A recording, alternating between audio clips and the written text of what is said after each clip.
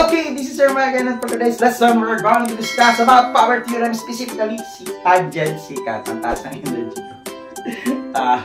Anyway, so, ano nga yun? So, since tangent and secant to, so, dapat alam natin yung concept ng tangent at saka secant. So, in this case, ano dito yung tangent, ano dito yung secant?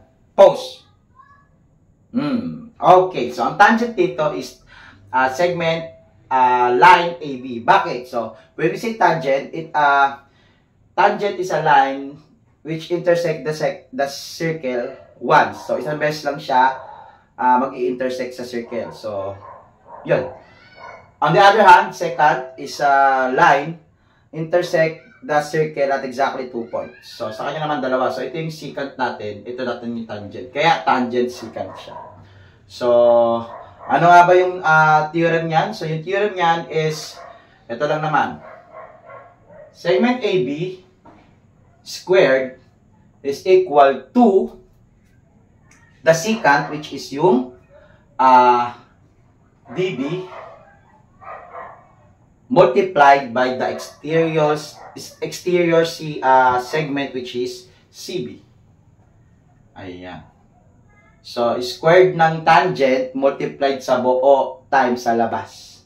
So, maglagay tayo ng mga value. Try natin mag-solve. Example number 1, I have here a tangent and a secant. So, apply natin yung theorem ng tangent secant. So, ano yung AB natin? AB natin is x. So, nakalagay yung x squared, x. Pagyan doon yung squared.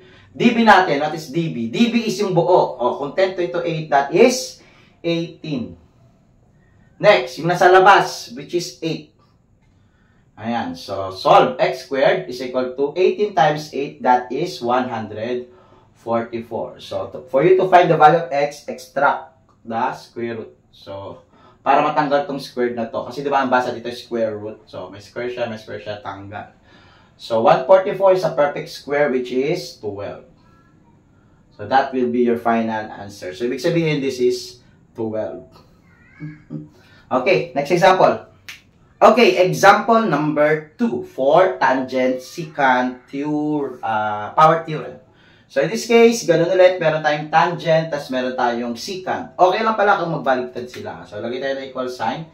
So, unahin natin ang secant naman unahin natin ngayon. Ano yung partner ng secant? Buo. Ano yung buo?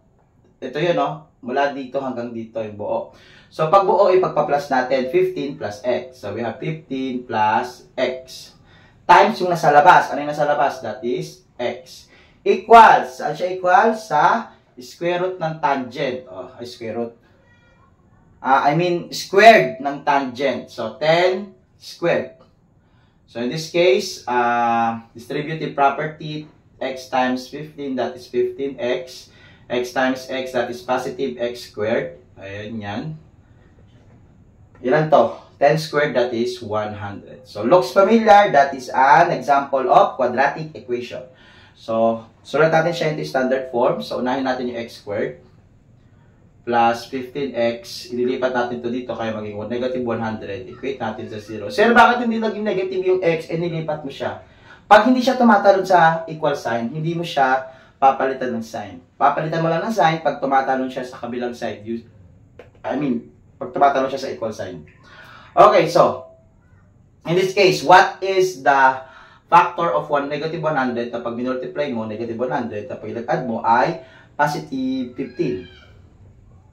So, that is positive 20 and negative 5. So, positive 20 times negative 5, that is negative 100. That's 20 plus negative 5, that is positive 15. Kaya tama yan. So, we have here x plus 20 equals 0. So, x is equal to negative 20.